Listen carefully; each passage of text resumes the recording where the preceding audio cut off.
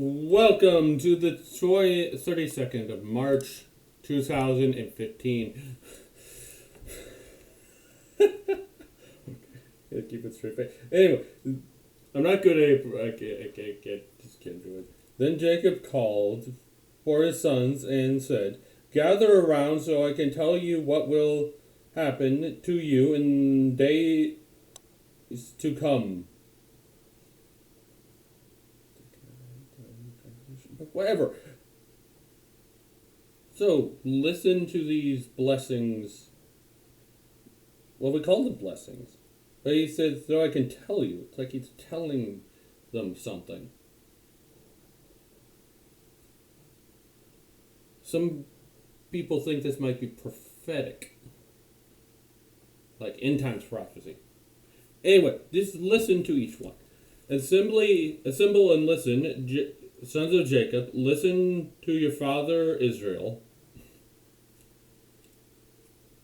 Because they were born when this took up here. Yeah. Anyway, Reuben, you are my firstborn, my mighty, the first sight of my strengths, exalting in honor, exalting in power, turbulent as waters.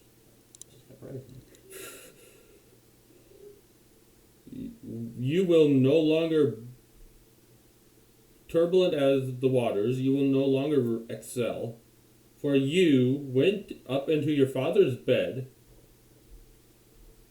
into my couch, and defiled it. That's when he slept one of his father's wives. Yeah. Simon and Levi are brothers. Their swords are weapons of violence. Oh. Meaning of this Hebrew word is not certain. Okay. Let me not enter into their council. Let me not join their assembly. For they have killed men in their anger, and hamstrung oxen as they pleased. Cursed be their anger so fierce, and their fury so cruel. I will scatter them in Jacob and disperse them in Israel. Now here's the thing. If this was all just made up nonsense, why is there nothing about Levi being a priest? Nothing. Absolutely nothing. The closest thing you can get is Levi being scattered in Israel. But what about Simon? Was he scattered? No, he had his own little allotment of territory.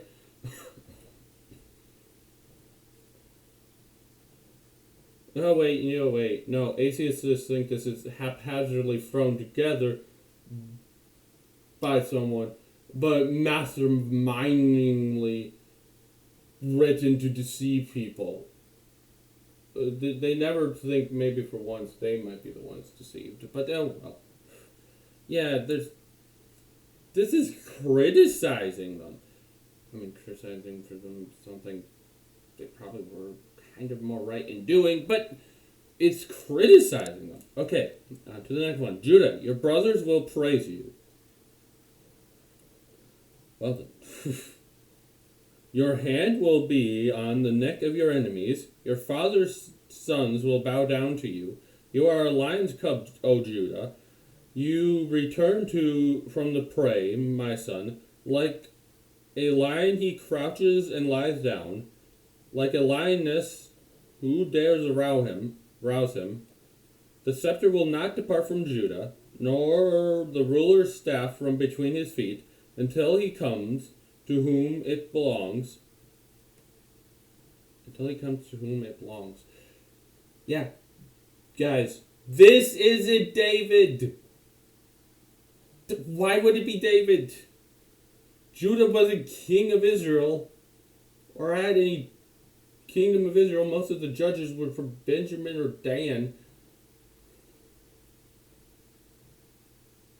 Until David. This is saying Judah will remain king until he who comes will still have royalty. A royal line of succession in some form.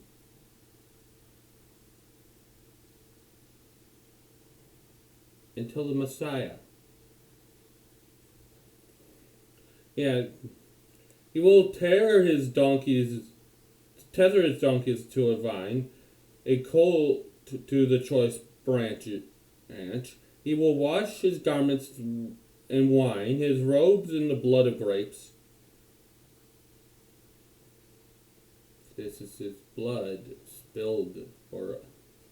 His eyes will be darker than wine, and his teeth whiter than milk. Okay.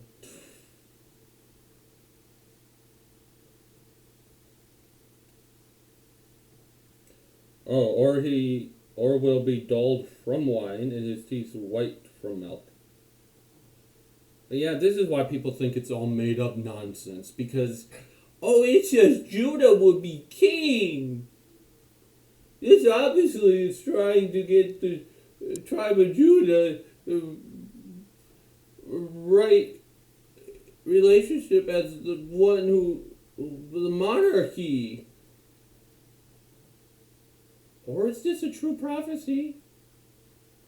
Prophecies can't happen. Why? Because no one can predict the future. Why? Because prophecies can't happen.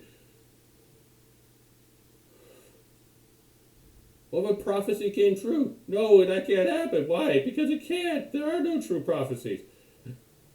I know someone's saying, it's like, can you point to one? The immediate instance I do, they're like, no. No. Anyway. But just because we know what one means, obviously talking about the Messiah, if it's Judah, does not mean it's all made up nonsense.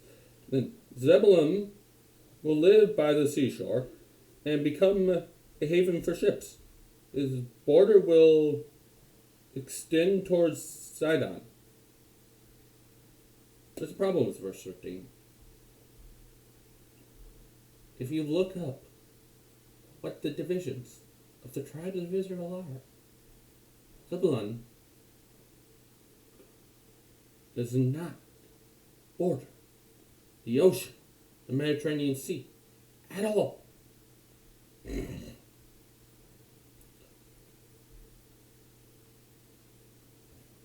Do you think they would allow an obvious glaring error in this? No. Well, of course, some people do because they think everyone in ancient times were freaking morons. But this is why a lot of people think this might be end times prophecy. Anyway, Issachar is a raw-boned donkey lying down between two saddlebags. When he sees how good his resting place, and how pleasant is his land, he will bend his shoulders to the burden and submit to forced labor. What in the world is that? Anyway, Dan will provide justice for his people as one of the tribes of Israel. Dan will be a serpent on the roadside, a viper along the path that bites the horse's heel so that its rider tumbles backward. Yes, Dan is a judge. There's a lot of judges from Dan. And he's kind of the first tribe to go into idolatry. And then there's verse 18. I look for your deliverance, O Lord. Then we go back to the prophecy. Gad will be attacked by a band of raiders, but he will attack them at their heels. Okay. Asher's food will be rich. He will provide delicacies fit for a king. And all this other stuff. Asher, you're going to be a good cook. Onward. Nephitel is a doe set free that bears beautiful fawns. Okay then.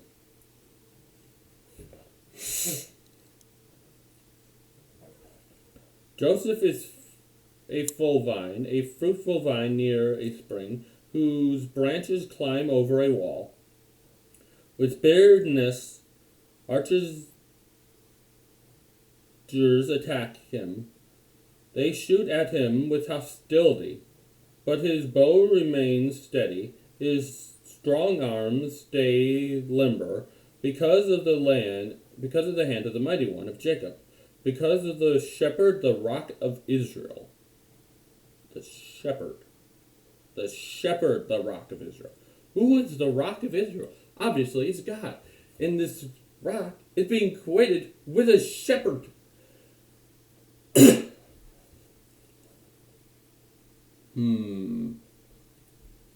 Because of your father's God who helps you, because of the Almighty who blesses you, with the blessing of the heavens above, blessings of the deep that lies below, blessings of the breast and womb, your father's blessings are greater than the blessings of the ancient mountains, than the bounty of the old age hills. Let all these rest on the head of Joseph, on the brow of the prince among his brothers. Doesn't that sound like Joseph's descendants should rule?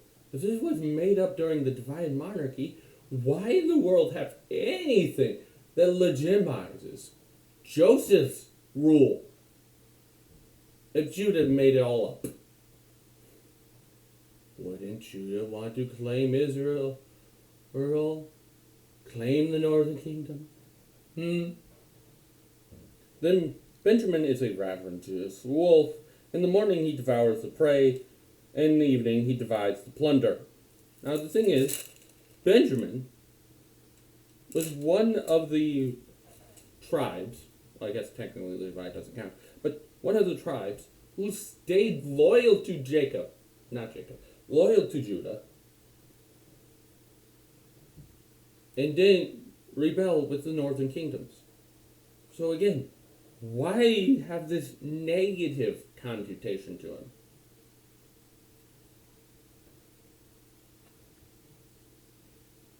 Yes, I am being skeptical and not believing everything I'm being told. I'm being skeptical of the documentary hypothesis and of atheism.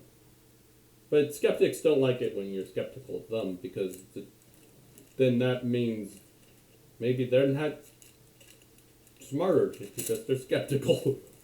All of these are the 12 tribes of Israel. And this is what their father said to them when he blessed them. Each giving each the blessing appropriate to him. So all those were appropriate.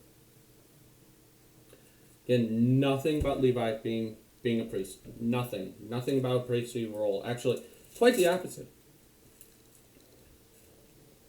Let me not enter their council. Let me not join their assembly. What do you do with the priest? You could counseling, go to a council with the, yeah, in a way, yeah. You do. You are in the council. Whenever you, go offer sacrifice or something.